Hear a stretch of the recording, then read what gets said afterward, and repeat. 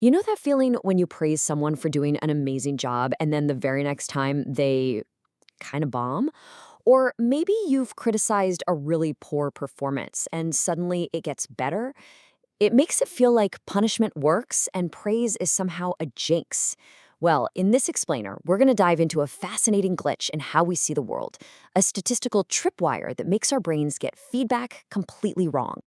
And our story starts in a pretty unexpected place, a training session with Israeli Air Force flight instructors.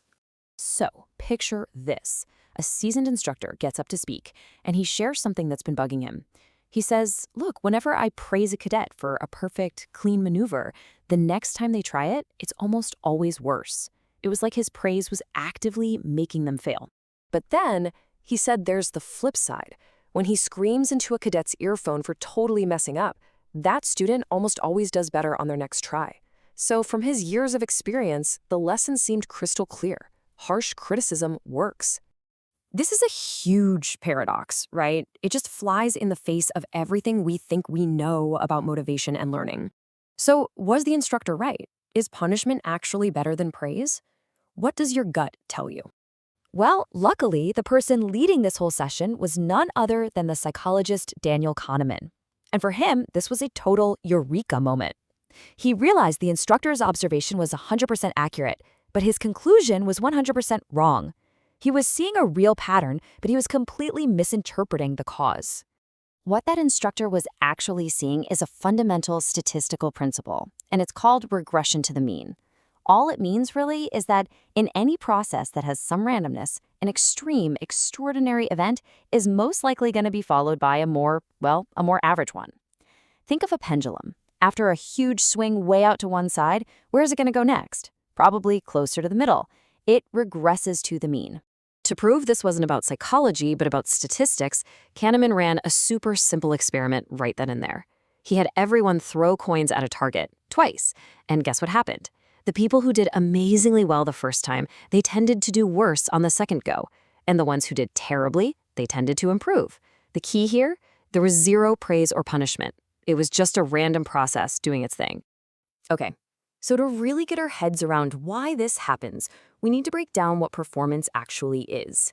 And it comes down to a really simple but powerful formula. Think of any performance like this. Your success is a combination of your actual talent plus luck. That's it. So what does that mean for a great success? Like that pilot's absolutely perfect maneuver? Well, it doesn't just mean they have talent. It almost always means they had talent plus a whole lot of good luck on that specific attempt.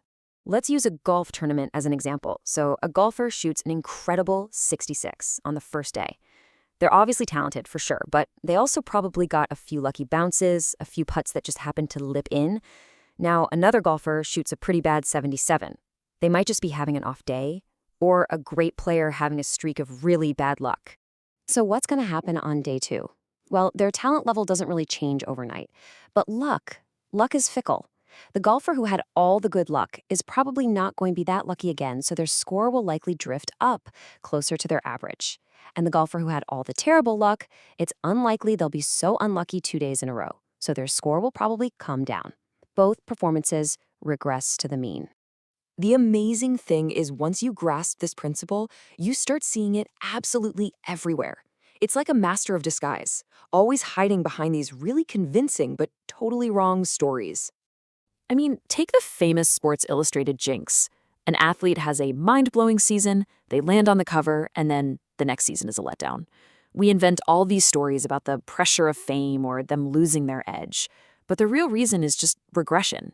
To have a cover-worthy season, you need incredible skill and incredible luck. The skill stays, but that peak luck, it almost never holds. All right, here's another one. You might hear a statement like this, and it sounds like some deep, profound observation about society or relationships. People come up with all sorts of complex psychological reasons for it. But what if it's way, way simpler? The reality is, this isn't some deep sociological truth. It's just regression to the mean in action. Because the correlation between intelligence scores of spouses isn't perfect, if you start with someone from the absolute extreme, like a highly intelligent woman, her partner is statistically just more likely to be closer to the average. And of course, the exact same thing is true if you started with a highly intelligent man. Okay, imagine you're scrolling your newsfeed and you see a headline like this. Your first thought is probably, wow, that energy drink must really work, right? But hang on, think about it. How are kids chosen for a study on depression? They're chosen precisely because they're at a low point, an extreme state. And from that extreme low, they're statistically likely to improve over time anyway, just by naturally regressing back to their own personal average. The energy drink might have done absolutely nothing, and that's exactly why control groups are so important in science. So, if this statistical rule is everywhere, why do we miss it so often? Well, the answer goes deep into a fundamental bias of how our brains are wired. The thing is, our brains are story machines. We are absolutely desperate to find cause and effect explanations for everything that happens. So when event A is followed by event B, our gut instinct screams that A caused B. The alternative, that it's just a random fluctuation or mere statistics, feels empty and deeply unsatisfying. Let's go back to that athlete in a slump. The story we tell ourselves, oh, he choked under the pressure. It's dramatic, it's personal, it makes sense to us.